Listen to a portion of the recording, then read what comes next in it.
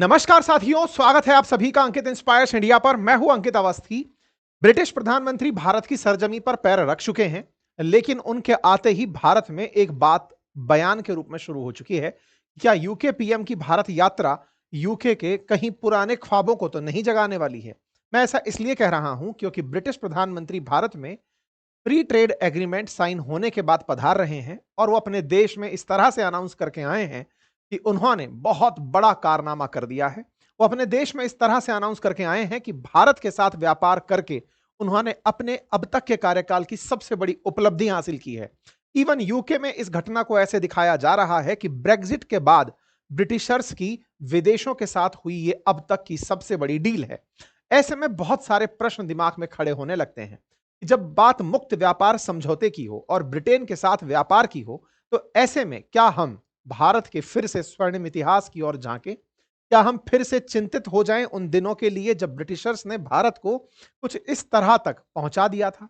जब भारत पहले मुगल आक्रांताओं के कब्जे में रहा, मध्यकालीन भारत के अंदर जिस तरह से विदेशी आक्रांता भारत में आते रहे और बाद में यूरोपियंस का भारत में आगमन हुआ, 200 साल तक ब्रिटिशर्स ने भारत को गुलाम रखा। ऐसे हालात रहे कि कुछ मुट्ठी भर ब्रिटिशर्स ने भारत की सभी संपत्ति को या फिर कहिए तो संसाधनों को अपने कब्जे में ले लिया और हमें अपना गुलाम बना लिया था। आज सवाल इसी बात पर है कि क्या ये ब्रिटिशर्स फिर से हमारे दमन के लिए भारत आ रहे हैं? ये सवाल इसलिए बड़ा हो जाता है क्योंकि यूके पीएम जिस तरह से अपने देश में, जिस तरह से अपने साथ में 100 से अधिक बिजनेसमैन के कारवां को लेकर के भारत में पहुंचे हैं, अपने देश में अनाउंस करके पहुंचे हैं कि हम बहुत बड़ा काम करने जा रहे हैं।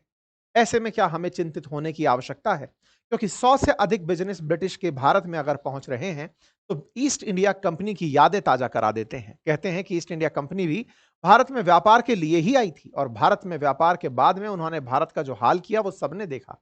ऐसे में आज के सेशन में यह जानना बहुत जरूरी हो जाता है कि ब्रिटिश पीएम भारत के आगमन पर जिस तरह की तस्वीर खिंचा रहे हैं, क्या यह भविष्य के लिए एक रेफरेंस तस्वीर बन जाएगी? क्या ये वीडियो जिसके अंदर ब्रिटिश पीएम की इस बात के ऊपर तारीफें हो रही हैं कि वो अपने जहाज में 100 से अधिक बिजनेसमैन को भारत ले जा रहे हैं सीधा सीधा व्यापार के लिए जगह दिलाने, ऐसे में आने वाले समय में कहीं ये वीडियो उस रेफरेंस में तो याद नहीं किया जाएगा कि देख लो यही वो दिन था जिसके बाद भारत और ब्रिटेन फिर से 200 साल पुराने इतिहास में पहुंच गए थे? ये तमाम प्रश्न हैं जिनके जवाब आज के सेशन में हम तलाशेंगे, क्योंकि कहीं ना कहीं भारत ने अपनी इतनी परतंत्रता के बाद, आजादी के इतने साल जीने के बाद कुछ तो सीखा होगा।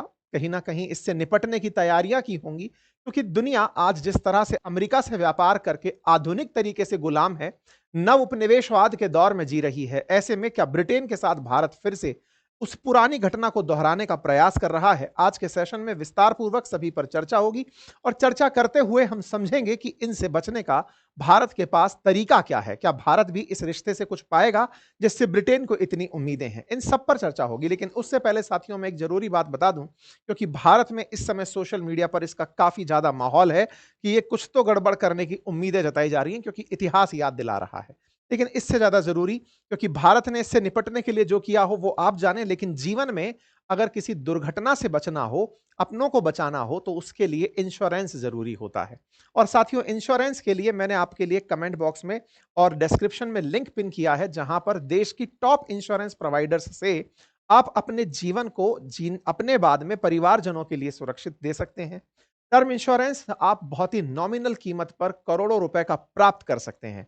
आप एक बहुत ही सिंपल सा फॉर्म भर के अपने लिए कंपेयर करने लायक टर्म इंश्योरेंस प्राप्त कर सकते हैं। तमाम प्रकार की कंपनियां जितनी भी हैं, वो जो इंश्योरेंस प्रोवाइड करती हैं, आप पॉलिसी बाजार पर जाकर के उन्हें बेहतर तरीके से अपने लिए कंपेयर करें। और अगर आप इसी प्लेटफॉर्म से, जहां मैंने लिंक दिया हुआ है, तो जो बाजार कीमत है उससे 15% तक कम पर टर्म इंश्योरेंस प्राप्त कर सकते हैं। और यदि आप जीते जी किसी ऐसी मेडिकल इमरजेंसी में फंस जाएं जिससे कि आपको लाखों करोड़ों रुपए का बिल चुकाना पड़े, उससे निपटने के लिए भी आपको इंश्योरेंस की जरूरत होती है। और वो इंश्योरेंस हेल्थ इंश्योरेंस होता है, जो आपके मेडिकल बिल के एक्सपेंसेस को संभालता है। उस इंश्योरेंस को भी आप इस प्लेटफॉर्म से ले सकते हैं, जहां देश के तमाम बड़े इंश्योरेंस प्रोवाइडर्स लिस्टेड हैं। उन्हें आप बेहतर तरीके से कंपेयर करें। बेहतर से बेहतर इंश्योरेंस आप बहुत ही नॉमिनल कीमत में 400 से 500 रुपए के अंदर, प्रति 400-500 रुपए के अंदर लाख रुपए तक का इंश्योरेंस आप प्राप्त कर सकते हैं। आप उन्हें कंपेयर करें। और अगर आप इस प्लेटफॉर्म से, जहां से मैंने लिंक और डिस्क्रिप्शन आपको दिया है, अगर आप मेरे सेशन से इसको लेते हैं, तो 25% तक आप हेल्थ इंश्योरेंस पर भी डिस्काउंट प्राप्त कर सकते हैं। तो साथियों, अब आपके सामने इस पूरी घटना का विश्लेषण इसी तरीके से कि चलिए समझते हैं कि ब्रिटिशर्स की भारत यात्रा और भारत के निपटने के तरीके क्या होंगे। आइए, ब्रिटिश प्रधानमंत्री आज 2 दिवसीय यात्रा पर भारत पहुंच चुके हैं। सुबह सुबह आप मुंबई में पहुंचे और 100 से अधिक लोगों का डेलीगेशन लेकर पहुंचे। ब्रिटिश एयरवेज की फ्लाइट थी। ब्रिटिश प्रधानमंत्री के साथ साथ भर करके इसके अंदर बहुत सारे फॉरेन डेलीगेट्स थे। भारत के अंदर उन्हें मुंबई के एयरपोर्ट पर महाराष्ट्र और गुजरात के गवर्नर के द्वारा, देवव्रत जी के द्वारा, साथ में सीएम, डेप्यूटी सीएम, दोनों डेप्यूटी सीएम के द्वारा रिसीव किया गया। पहला सवाल तो यही कि आप मुंबई क्यों पहुंचे, दिल्ली क्यों नहीं पहुंचे। यानी कि यह एकदम स्पष्ट संदेश है कि भारत की व्यावसायिक राजधानी मुंबई है और यूके भारत के साथ व्यवसाय करने आ रहा है। ऐसे में व्यावसायिक राजधानी से ही चर्चा हो और इसी कारण है कि भारत के प्रधानमंत्री भी कल मुंबई जाएंगे। वहां पर में आपकी और इनसे मुलाकात भी होगी। फिलहाल के लिए आप यहां पर पहुंचते हैं, आपका भव्य स्वागत होता है, लेकिन इनके स्वागत की चर्चा भारत से ज्यादा ब्रिटेन में होती है। भारत में इनकी चर्चा को फिर भी आपने कुछ एक अखबार और मीडिया हाउसेस में देखा हो, लेकिन ब्रिटिशर्स मीडिया ने इस पूरी खबर को बहुत बढ़ा चढ़ाकर दिखाया है। भारत ने एज यूजुअल इसके ऊपर प्रतिक्रिया दी है कि हां भाई, आप आ गए हैं, स्वागत है आपका। आप चलने से पहले जिस तरह का माहौल बनाकर चले, तो ब्रिटेन में भारत की तरफ, ब्रिटिशर्स भारत की तरफ फिर से बड़ी उम्मीदों से देख रहे थे। साथियों देखिए ना, मतलब समय का पलड़ा कैसे फिरता है। एक समय था जब भारत को इन लोगों ने अपना गुलाम बनाया था। ये वो लोग थे जो भारत पर राज किए थे और हमें इस तरह से दिखाते थे कि तुम थर्ड वर्ल्ड कंट्री हो, हम तुम पर राज करके तुम पर एहसान करते हैं। व्हाइट मैन्स बर्डन की थ्योरी इन्होंने हमारे ऊपर डाल दी थी कि अंग्रेजों को तो ईश्वरीय आशीर्वाद है, ये हम पर राज करने के लिए ही पैदा हुए हैं, हमें सुधारने के लिए धरती पर आए हैं। आज जब ये निकल रहे हैं अपने देश से, तो तालियां बजाकर स्वागत हो रहा है कि आप इंडिया जा रहे हैं, आप इंडिया में अपॉर्चुनिटी तलाशने जा रहे हैं, इंडिया से आप व्यापार करने जा रहे हैं। 1947 से लेकर अब तक 75 से 80 साल के इस दौर में भारत ने फिर से अपने आप को वहां खड़ा कर दिया कि आज ब्रिटेन फिर से हमारी तरफ देख रहा है। साथियों, ये दुनिया के विकसित राष्ट्र हैं जिन्होंने भारत को लूट कर 200 साल तक अपने आप को डेवलप किया, और आज जब ये वापस भारत तक आने के लिए मजबूर हुए हैं, तो इससे हम भारतीयों के अंदर ये भाव तो पैदा हो जाना चाहिए कि हम में कुछ तो बात है, हमें कुछ तो ऐसा है कि दुनिया का हर देश हमारी तरफ देख रहा है। हर देश को भारत चाहिए, चाहे प्यार करके चाहे तकरार करके। आज अमेरिका जो भारत से ठना कर बैठा है, उसमें भी कहीं ना कहीं यही तो भाव है कि भारत डिसाइडिंग फैक्टर है। आज ब्रिटिश पीएम की इस हालत को देख करके भारत के अंदर तो तमाम तरीके के कमेंट्री चल रही हैं कि साहब ईस्ट इंडिया कंपनी दोबारा से खोलने आ रहे हो क्या, क्या मतलब फिर से हम पुराने इतिहास की तरफ जा रहे हैं क्या। क्योंकि यहां के पत्रकार जो ब्रिटेन के हैं, वो भारत में आकर के रिपोर्टिंग में भारत आए हुए कीर स्टारमर की समय की जो यात्रा है उसको इस तरह से दिखा रहे हैं कि भारत तो पलक पांव ने बिछाकर बैठा है कि बस आप आ जाओ, हम आपके इंतजार में हैं। हालांकि ब्रिटेन के प्रधानमंत्री के मुंबई आगमन पर पोस्टर्स लगे हैं, अखबारों में विज्ञापन छपे हैं। कीर स्टारमर का उत्साह आप इस बात से देख सकते हैं कि वो जिस हवाई जहाज से चल रहे थे, उस हवाई जहाज के अंदर उन्हीं के साथ में कुछ उद्योगपति बैठे थे। उन उद्योगपतियों को संबोधित करने के लिए वो कॉकपिट में घुस जाते हैं। पायलट जिस माइक से सबको संबोधित करता है, आप उसी माइक से सबको संबोधित करने लगते हैं। आप इस भाषा को यहां पर पढ़कर देखिएगा। I am in the cockpit and a very warm welcome to BA flight 9100 to Mumbai. आप इसमें बता रहे हैं, it's really fantastic to have you all on board. This is the biggest trade mission to India that the UK has ever sent. अगर ये ever, so I am much looking working with you as, इसका केवल इतना सा मन निकाल लीजिएगा। अगर ये एवर लगाकर बोल रहे हैं, ब्रिटेन हमारी तरह कभी गुलाम नहीं था, इन्होंने हम पर राज किया, उसके बाद इनके जो हालात हो गए वो बात अलग है। अगर ये उसके बावजूद ये बोल रहे हैं कि अब तक का हमारा सबसे बड़ा मिशन भारत जा रहा है, तो ये कितनी सिग्निफिकेंट बात होगी। प्रधानमंत्री इतने उत्साह में हैं कि अपने साथ उद्योगपतियों को ला रहे हैं। खैर, हम भारतीयों के साथ एक बड़ा संकट है। हम भारतीय प्रधानमंत्री अगर किसी को साथ ले जा रहे हो, तो यहाँ की मीडिया में खबर इस तरह से दिखाई जाएगी कि देखो भारत के प्रधानमंत्री उद्योगपतियों को लेकर विदेश गए, वहां जाकर के उन्हें किसी को पोर्ट दिला दिए, तो किसी को जमीन दिला दिए, तो किसी को माइंस दिला दिए। यहाँ के प्रधानमंत्री बकायदा चिल्ला चिल्ला कर निकल रहे हैं कि चलो उद्योगपतियों, तुम्हें मैं भारत के अंदर जगह दिलाने चलता हूं, तुम्हें वहां पर व्यापार कराने चलता हूं। खैर साहब, ये निकलते हैं बढ़िया से और निकल करके अपनी इस यात्रा की चर्चाएं शुरू होती हैं। यहाँ का GB न्यूज करके चैनल है, उस पर आता है कि prime minister is being given A heroes welcome, उनका स्वागत किसी हीरो की तरह हो रहा है और हीरो की तरह वेलकम को यहां पर दिखाया जा रहा है। जीबी न्यूज बता रहा है, पॉलिटिकल कॉरेस्पॉन्डेंट है कैथरीन फोस्टर, ये अपनी तरफ से मुंबई में खड़े होकर के दिखा रही है कि देखिए किस तरह की तैयारी चल रही है। लगातार लाइव अपडेट चल रहे हैं ब्रिटेन में कि ओहो भारत में इनका आगमन हुआ है, इनके साथ बहुत तगड़ा बर्ताव हो रहा है। यहां पर दिखा रहे हैं, देखिए पोस्टर लगे हुए हैं, लोग इस तरह से सजे हुए खड़े हैं, दीवारें सजी पड़ी हैं कीर स्टारमर के स्वागत में, रोड्स के ऊपर इस तरह के होर्डिंग लगे हैं। इनको हमारे यहाँ का बीएमसी का चुनाव देखना चाहिए जहां पार्षदों के लिए भी बड़े पोस्टर लगते हैं। खैर एनीवे, फिलहाल के लिए हम इनको यही बता रहे हैं कि आइए आपका स्वागत है, और ब्रिटिशर्स इस बात को देखकर अभिभूत हो रहे हैं क्योंकि कहीं ना कहीं ब्रिटेन में अब इन्हें अपनी पहचान बनाने के लिए भारत के साथ इस ट्रेड डील को करना इनकी मजबूरी बन गया था। अब वहां की सरकारों के लिए, ब्रिटेन की सरकार के लिए भारत इतना कंपलसरी हो गया था कि अगर इसके साथ हम ट्रेड डील साइन नहीं किए तो हम सत्ता में नहीं रह पाएंगे। आपको जानकर आश्चर्य होगा कि ब्रिटेन यूरोपियन यूनियन का सदस्य हुआ करता था, 2020 में जब बाहर निकला, इस घटना को ब्रेग्जिट कहा गया। पिछले 5 सालों में ब्रिटेन के अंदर लगातार प्रधानमंत्री बदल रहे हैं।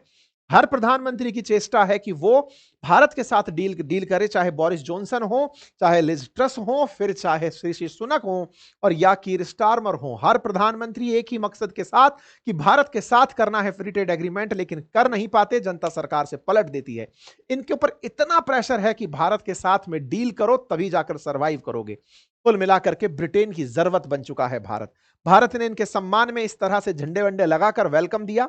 अब आपको थोड़ा सा इसकी ऐतिहासिकता को डिटेल में समझाने का प्रयास करते हैं कि ये कहानी इस तरह से ब्रिटिश प्रधानमंत्री के ऊपर प्रेशर बन के कैसे फूटी। हुआ कुछ यूं कि जो 28 देशों का समूह यूरोपियन यूनियन हुआ करता था 2020 तक, जो अपने आप को संयुक्त रूप से दुनिया के सामने व्यापार के लिए प्रस्तुत करता था कि अगर व्यापार करना है तो संयुक्त रूप से करिए, ईयू के साथ सेपरेट डील करिए। दुनिया में इन यूरोपियन यूनियन के देशों में से ब्रिटेन ने अपने आप को, जो कि यूनाइटेड किंगडम जो है, उसने अपने आप को जब प्रस्तुत करने का चाह रखी तो उन्होंने कहा कि यार ईयू के कारण हम लोगों से व्यापार नहीं कर पाते। तो हुआ ये कि यहां की जो कंजर्वेटिव पार्टी है उस पार्टी ने प्रचार यह किया कि अगर हम ईयू के साथ रहेंगे तो हमें यूरोपियन यूनियन के बहुत से नियम मानने पड़ेंगे, हमें इससे बाहर निकलना चाहिए और अपने लिए खुद अलग से ट्रेड डील्स करनी चाहिए। बस यही करने के लिए ये लोग बाहर निकल पड़े। यूके ने ब्रेग्जिट किया, यानी कि ब्रिटेन जो है वो बाहर निकल करके आया यूरोपियन यूनियन से और यूरोपियन यूनियन के 27 देशों को छोड़ दिया। लेकिन निकलने के बाद वही वाली बात है कि साहब अगर आपने कोई संगठन छोड़ा है तो उसके बाद क्या किया, लोग तो पूछेंगे। तो इनसे भी सवाल किया जाने लगा कि आपने छोड़ तो दिया ईयू, अब करोगे क्या? तो इन्होंने कहा हम अकेले अकेले ट्रेड डील्स करेंगे उन देशों के साथ जो यूरोपियन यूनियन के साथ किसी कारण से करने से हिचकते थे, कि कैसे इनको लेकर के चलेंगे। इस कारण से अब हम उनके साथ सेपरेटली करेंगे। तो यूरोपियन यूनियन की तरफ से यूरोपियन यूनियन से बाहर निकला यूके, ट्रेड डील करने के लिए भारत की तरफ रुख किया। तो ये कुछ इस तरह की घटना थी जब ये बाहर निकले। तो निकल करके इनका पूरा प्रयास बोरिस जॉनसन के नेतृत्व में हुआ था, इन्होंने ही ब्रेग्जिट का नेतृत्व किया था। फाइनली ये बाहर निकले, प्रधानमंत्री बने, बनकर के यूरोपियन यूनियन को छोड़कर आगे बढ़े और कहा कि अब हम ट्रेड डील्स करेंगे। सबसे पहली ट्रेड डील्स में इन्होंने ऑस्ट्रेलिया के साथ एक फ्री ट्रेड डील की, लेकिन ब्रिटेन के लोगों ने इसे इज्जत नहीं दी। कहा कि इतू सा देश है, इतना सा व्यापार करोगे क्या फायदा मिलेगा? तो बोले इसको कोई सिग्निफिकेंस नहीं मिला। तो बोले फिर हम इंडिया के साथ करेंगे, इस टाइनी ऑस्ट्रेलियन ट्रेड डील का कोई मतलब नहीं है। इन्होंने ख्वाब दिखाया इंडिया के साथ अगर हमने ट्रेड डील की तो ब्रिटेन को बहुत फायदा होगा। असल मायने में भारत और ब्रिटेन के बीच में अभी लगभग 50 से 56 बिलियन डॉलर का द्विपक्षीय व्यापार होता है। ब्रिटेन का ख्वाब है कि 2030 तक, यानी जिस दिन डील हो जाए उससे अगले 5 साल में उसे डबल करना है। तो आज अगर 56 बिलियन डॉलर है तो टारगेट है कि 112 बिलियन डॉलर तक तो पहुंचना चाहिए 2030 तक। इस तरह से इन्होंने ख्वाब जनता को दिखाने शुरू किए। बोरिस जॉनसन प्रधानमंत्री से मुलाकात किए कि साहब हमको 2022 तक फ्री ट्रेड एग्रीमेंट कर लेना चाहिए, लेकिन कोरोना काल था, कोरोना काल में बोरिस जॉनसन के ऊपर कुछ आरोप लगे, इसके चलते इन्हें इस्तीफा देना पड़ा, फ्री ट्रेड एग्रीमेंट अटक गया। भारत ने भी कहा ठीक है, इंडिया यूके का एफटीए होगा तो हमारे लिए फायदा ही होगा। ऐसा क्यों था? क्योंकि भारत ब्रिटेन के साथ व्यापार करके व्यापारिक लाभ में रहता है, हमें ट्रेड सरप्लस होता है, हम बाजार से पैसा सामान भेजकर लाभ कमाते हैं। इनकी तरफ से माल हमें कम आता है और हम अपनी तरफ से माल इन्हें ज्यादा बेचते हैं। भारत ने कहा ठीक है, इससे हमें और लाभ होगा, व्यापार बढ़ाते हैं। और इन्हें वॉल्यूम बढ़ाना था, इन्हें काम बढ़ाना था, इसलिए भारत की इन्हें जरूरत थी। बोरिस जॉनसन को रिजाइन करना पड़ता है और उनकी जगह फिर दूसरी पीएम बनती हैं लिज ट्रस। लिज ट्रस का भी पहला काम यही था कि वो कैसे ना कैसे करके भारत के साथ फ्री ट्रेड एग्रीमेंट करें, लेकिन लिज ट्रस भी चल ना पाई, उन्हें भी अपने पद से इस्तीफा देना पड़ा और न्यूज बनी कि भारत के साथ बिना ट्रेड डील किए ही उन्हें पद छोड़ना पड़ रहा है। उनकी जगह फिर उन्हीं की पार्टी से बने ऋषि सुनक। ऋषि सुनक तीसरे ब्रिटिश प्रधानमंत्री थे, 1 साल के अंदर बदले थे। ऋषि सुनक प्रधानमंत्री बनते हैं, भारत के बनाने का पीछे बड़ा रीजन था, दिवाली का टाइम था, अगर 2022 की दिवाली आपको याद हो, भारत में जश्न था। ब्रिटेन में इस बात का जश्न था कि हमने एक भारत वंशी को ब्रिटिश पीएम बनाया है। भारत वाले लोग इस बात पर थोड़ा तो सिंपैथी रखेंगे, हमारे साथ ट्रेड डील फास्ट करेंगे। ऋषि सुनक भारत वालों को समझाने में कामयाब हो जाएंगे और सेंटीमेंट बहुत पॉजिटिव भी था। लेकिन ऋषि सुनक भी भारत के साथ ट्रेड डील नहीं करा पाए। लगातार प्रयास करते रहे फ्री ट्रेड एग्रीमेंट के, लेकिन वो मुक्त व्यापार समझौता जिसमें दोनों देशों के बीच व्यापार तो हो लेकिन टैरिफ ना हो, ये कराने में वो कामयाब नहीं हुए। ऋषि सुनक के तमाम प्रयास चलते रहे और उन तमाम प्रयासों के बावजूद ये काम इनसे हो ना पाया। Finally they take their responsibility कि हम अब चुनाव हार रहे हैं, हम काम नहीं कर पाए। प्रधानमंत्री इसके बाद बनते हैं कीर स्टारमर। पार्टी बदल जाती है लेबर पार्टी से। इस पिछले साल में जब ये चुनाव जीत करके आते हैं तब ये जुड़ते हैं कि सर वो लोग तो नहीं करवा पाए, हम विपक्ष में बैठे थे, हम करवाएंगे, हम भारत के साथ फ्री ट्रेड एग्रीमेंट करेंगे। तो कुल मिलाकर 2021 से जगा हुआ अलख 2025 में लगभग 14 राउंड की वार्ता के बाद समराइज हुआ और फरवरी में दोनों देशों के वाणिज्य मंत्रियों ने फिर 2025 में चर्चाएं शुरू की। फाइनली मई में दोनों देशों की सरकार ने घोषणा की कि बातचीत पूरी हो गई है और इसी महीने केंद्रीय मंत्रियों के मंत्रिमंडल ने अपनी तरफ से कानूनी प्रक्रिया शुरू कर दी। अगस्त में भारत के प्रधानमंत्री की यात्रा प्रस्तावित होती है। नरेंद्र मोदी जुलाई एंड में असल मायने में यूके पहुंचते हैं। बात होती है कि चलिए फाइनली अब दोनों देश इस बात पर सहमति जताते हैं कि जो सामान आप हमें भेजेंगे उस पर हम 0% टैरिफ लेंगे, आप हमारी तरफ भेजोगे शुरुआत में हम 3% टैरिफ लेंगे। यानी कि टैरिफ को मिनिमलिस्टिक करने पर बातचीत होती है। जिस टैरिफ को लेकर आज ब्रिटेन, भारत और अमेरिका भिड़े पड़े हैं, भारत पर 50% टैरिफ अमेरिका ने थोप रखा है, भारत और यूके 0% टैरिफ की तरफ बढ़ रहे हैं। 99% भारतीय सामान अब यूके में जाएगा जिस पर 0% टैरिफ लगेगा। यानी भारतीय सामान को बेचते समय हमें ब्रिटेन को कुछ भी पैसा अतिरिक्त नहीं देना पड़ेगा। वहीं ब्रिटिशर्स को अगर भारत में सामान भेजना होगा तो उन्हें टैरिफ थोड़ा बहुत देना होगा। इस तरह की ट्रेड डील पर बात बनी है। लेकिन आपके दिमाग में सवाल बनेगा कि भारत अगर कोई भी टैरिफ नहीं दे रहा तो ये तो भारत के लिए बड़ी बात हुई ना, भारत के लिए जीत जैसी बात हुई।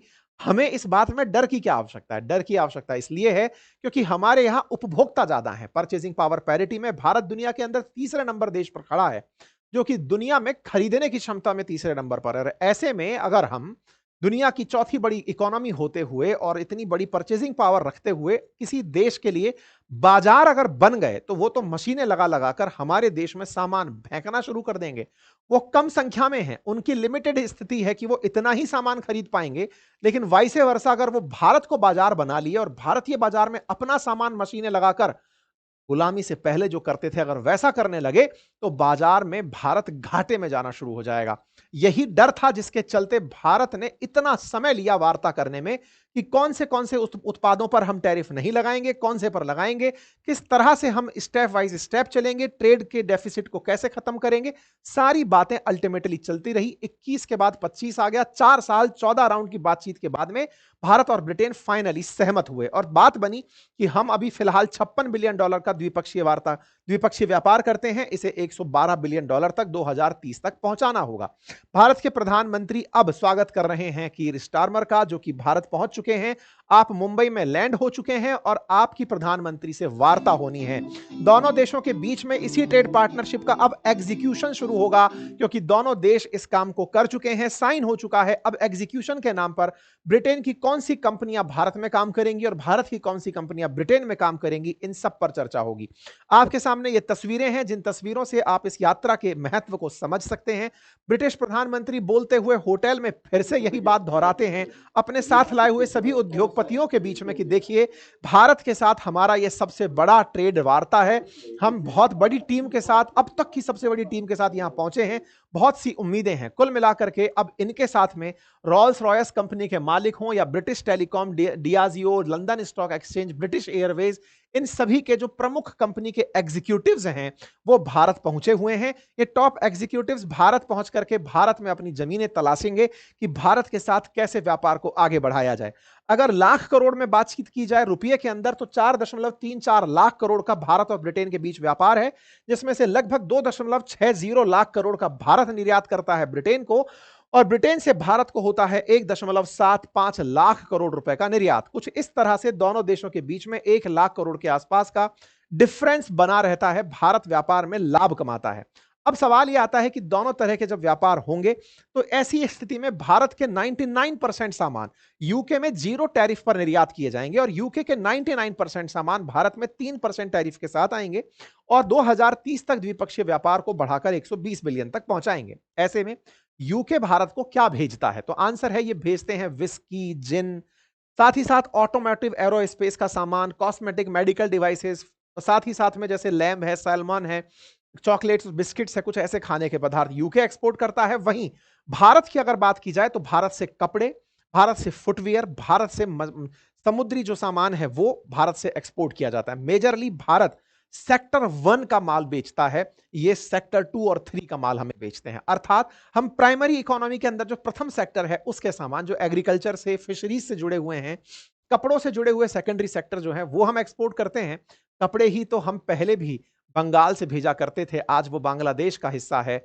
ऐसे में कुल मिलाकर के भारत को इस एक्सपोर्ट से लाभ ये हो सकता है कि हम अपना सामान बांग्लादेश से कम दामों पर ब्रिटेन में बेच पाएंगे। पर अगेन, कल को अगर बांग्लादेश भी एफटीए कर लिया तो फिर उसके अलग मायने होंगे। लेकिन फिलहाल की बात कही जा रही है कि भारत का कपड़ा अब ब्रिटेन में बांग्लादेश से और वियतनाम से सस्ता पड़ेगा, इसलिए भारत को इससे लाभ हो सकता है। ठीक इसी प्रकार से जूते चप्पल के बाजार में भारत को कंपटीशन आसियान देशों से मिलता है। ऐसे में अगर एफटीए होता है, यानी कि 0% टैरिफ अब वहां लगेगा, तो भारत से बने हुए जो जूते के ब्रांड्स हैं वो वहां पर सस्ते पड़ने लगेंगे। भारत के साथ में इनके जो व्यापार हैं वो कुछ इस तरह से एक पाई के अंदर दिखाए जा सकते हैं। अगर भारत की बात की जाए कि भारत में क्या सस्ता होगा, तो एक तरह से आने वाले 10 साल में 85% गुड्स जो है वो टैरिफ मुक्त हो जाएगा, जिससे विस्की और जिन भारत के अंदर सस्ती मिलने लगेगी। लग्जरी कारों, विशेष रूप से रॉल्स रॉयस की अगर बात करें तो वो 100% टैरिफ से 10% टैरिफ में आ जाएगी, जिससे कारों की कीमत में 20 से 30% तक दामों में कमी हो जाएगी। मैं कारों के बारे में आपको बताऊं तो भारत में लग्जरी कार का बाजार बहुत तेजी से बढ़ता जा रहा है। फिलहाल के लिए भारत में मर्सिडीज 44% बाजार लेकर चल रही है। लग्जरी कार भारत के अंदर बहुत तेजी से बिकना शुरू हो रही हैं। इसी नवरात्रि के सीजन में जब जीएसटी 2.0 रिफॉर्म लागू हुए तो ऐसे में 2500 कार अकेली भारत में मर्सिडीज की बिकी हैं। भारत में तेजी से लग्जरी कार का बाजार बढ़ रहा है। ऐसे में रॉल्स रॉयस 20 से 30% अगर सस्ती पड़ने लगेगी तो भारत में उसे एक बड़ा बाजार मिल सकता है। वहीं खाद्य और पेय पदार्थ की अगर हम बात करें तो खाने में सालमन मछली हो, लैम हो, चॉकलेट, बिस्किट, सॉफ्ट ड्रिंक्स हो, ये टैरिफ के कम होने से सस्ते पड़ने लगेंगे। कॉस्मेटिक्स और मेडिकल डिवाइसेस सस्ती होंगी, फैशन और कपड़े के सामान सस्ते हो जाएंगे। साथ ही साथ में भारत के अंदर हम बात करें सेक्टर वाइज तो टेक्सटाइल सेक्टर, क्योंकि एक्सपोर्ट आधारित होगा, इसे फायदा होगा। गहने और चमड़े चूंकि हम ऑलरेडी एक्सपोर्ट करते हैं, इन्हें लाभ होगा। इंजीनियरिंग सामान, ऑटो पार्ट्स, दवाइयां, मेडिकल डिवाइसेस, खाने पीने के सामान, मसाले, समुद्री प्रोडक्ट्स भी अब हम लोग बड़े आसानी से और बड़े मात्रा में बेच पाएंगे। केमिकल्स और स्पेशलिटी मटेरियल्स, ग्रीन एनर्जी और क्लीन टेक कंपनियों को बहुत फायदा होगा। कुल मिलाकर के एफडीए से भारत का जो इतना % टैरिफ है अब वो सीधा 0 की तरफ आ रहा है। इससे भारत को बड़ा लाभ होने की उम्मीद है। भारत से बहुत बड़ी मात्रा में एक्सपोर्ट जो है वो अब टैरिफ मुक्त होकर बढ़ने लगेगा। इससे भारत में निर्यात में बढ़ोतरी होगी, रोजगार बढ़ेगा, क्योंकि जब आप एक्सपोर्ट बढ़ाओगे तो काम करने के लिए लोग चाहिए जो उद्योग धंधों में लगकर काम करेंगे, चाहे कपड़े का हो, चाहे जूते चप्पल का हो। लोगों को रोजगार ज्यादा मिलेगा, रोजगार के अवसर बढ़ेंगे। छोटे स्तर पर जिस तरह से गहने बनाने के लिए छोटे उद्योगों की जरूरत होती है, तो एमएसएमई के अंदर बढ़ावा मिलेगा। निवेश में भारत के अंदर बढ़ोतरी होगी। जब बहुत सारी कंपनियां भारत से व्यापार करेंगी तो वो इन्वेस्ट भी करेंगी। इससे कुल मिलाकर के भारत का आर्थिक विकास होगा। इस तरह से भारत को कुल मिलाकर के इन चीजों से लाभ होगा। वहीं दूसरी तरफ डेयरी उत्पाद, सेब और ओट्स और खाद्य तेल को एफटीए से बाहर रखा गया है, जिससे हम अपने देश के अंदर जो किसानों का उत्पादन है या किसानों के साथ में जो डेयरी है उसको सुरक्षा दे सकते हैं। यह दर्शाता है कि अगर हम कल को यूएसए के साथ भी डील करेंगे तो ऐसे में हम यूएस के साथ भी इन सेक्टर को, जो कि किसान आधारित हैं, उन्हें हम बचाकर ले जाने में कामयाब हो जाएंगे। साथ ही साथ भारत का जो सर्विस सेक्टर है, जिसमें कि IT, finance, legal, education, professional services हैं, इन्हें भी बड़ा फायदा मिलने की उम्मीदें जताई जा रही हैं। हालांकि भारत के लिए एक बहुत बड़ा सेटबैक ये है कि भारत इस ट्रेड डील में वीजा नियमों में ढील नहीं दिलवा पाया। यूके ने अपनी तरफ से कहा है कि इस पूरी घटना में वीजा नियमों में कोई कटौती नहीं है, क्योंकि ब्रिटेन ने इन दिनों अपने देश में बाहर से आए हुए लोगों के प्रति बहुत ज्यादा घृणा देखी है। ऐसे में वो वीजा नियमों में ढील देने से डर भी रहे हैं कि भारतीयों को बड़ी संख्या में नहीं बुलाना है, लेकिन हां, हम इन लोगों के साथ काम ज्यादा अच्छे से कर पाएंगे। दूसरा, भारत के साथ में अगर ये व्यापार करते हैं और ब्रिटिश गुड्स भारत आना शुरू होता है, तो भारत की शराब कंपनियां जो भारत में ही रह करके इंटरनेशनल ब्रांड्स बनाने लगी हैं, उन्हें बहुत सारी दिक्कतों का सामना करना पड़ सकता है। खैर, व्यापार अंत तक कहां पहुंचेगा, लेकिन एक बड़ा सवाल हमारे सबके दिमाग में यह जरूर रहेगा कि कहीं इन सब से व्यापार करते हुए भारत घाटे में तो नहीं चला जाएगा। भारत इनसे व्यापार करते हुए पुरानी यादें तो ताजा नहीं कर लेगा। आंसर है इसका बिल्कुल नहीं, क्योंकि भारत दुनिया के अगर अंदर 193 देश हैं, तो उनमें से लगभग 140 देशों के साथ आज व्यापार करता है। फिर आप कहेंगे सर, मुक्त व्यापार किन के साथ करता है? तो मैं आपको याद दिला दूं कि भारत श्रीलंका, भूटान, थाईलैंड, दक्षिण Korea, Japan, Singapore, Malaysia, Australia, इन तमाम देशों के साथ फ्री ट्रेड एग्रीमेंट रखता है। यानी इनके साथ व्यापार करने में बहुत ही नॉमिनल टैक्सेशन हमें देने पड़ते हैं। अर्थात भारत ऑलरेडी जब इस तरह के व्यापार में है, तो हमें डरने की किसी तरह की आवश्यकता नहीं है। वहीं दूसरी तरफ भारत का ब्रिटेन फिलहाल के लिए सबसे बड़ा व्यापारिक भागीदार नहीं है। भारत ऑलरेडी चाइना से और अमेरिका से सबसे ज्यादा व्यापार करता है। ऐसे में इनके आगमन से भारत की इकोनॉमी को निश्चित ही बूस्ट मिलेगा। अमेरिका द्वारा भारत के साथ जो टैरिफ टैरिफ खेला जा रहा है, उसे एक बहुत ही काउंटर पुश मिलेगा। मतलब अल्टीमेटली भारत उसे काउंटर ढंग से कर पाएगा। इसीलिए उम्मीदें सकारात्मक रूप से हो तो बेहतर है। बाकी आप लोग इस विषय पर क्या सोचते हैं, अपने लिए जरूर बताइएगा, कमेंट बॉक्स में अपनी राय जरूर रखिएगा। फिलहाल के लिए इतना ही। बाकी अगर आप में से कोई भी साथी अपनों को सुरक्षित रखना चाहता है, तो टर्म प्लान लें, क्योंकि ईश्वर ना करे कि हम में से किसी को भी किसी तरह की क्षति हो।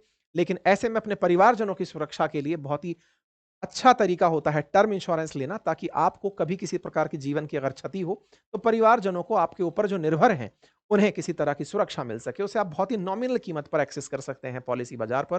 बहुत ही कॉम्पिटिटिव प्राइजेस आप यहां पर ले सकते हैं, 15% डिस्काउंट, और साथ ही साथ हेल्थ डिस्काउंट के अंदर, हेल्थ इंश्योरेंस के अंदर आप 25% तक का डिस्काउंट ले सकते हैं। बेहतरीन प्रोडक्ट्स को कंपेयर करें, आपके लिए जो बेहतर हो उसे देखें। और तो और इनके पास में कॉल सेंटर फैसिलिटी उपलब्ध है, जो 30 मिनट में ही आपको हेल्थ इंश्योरेंस के सेक्टर में सहायता उपलब्ध कराती है। फिलहाल के लिए इतना ही। अपना ख्याल रखें। बहुत बहुत धन्यवाद।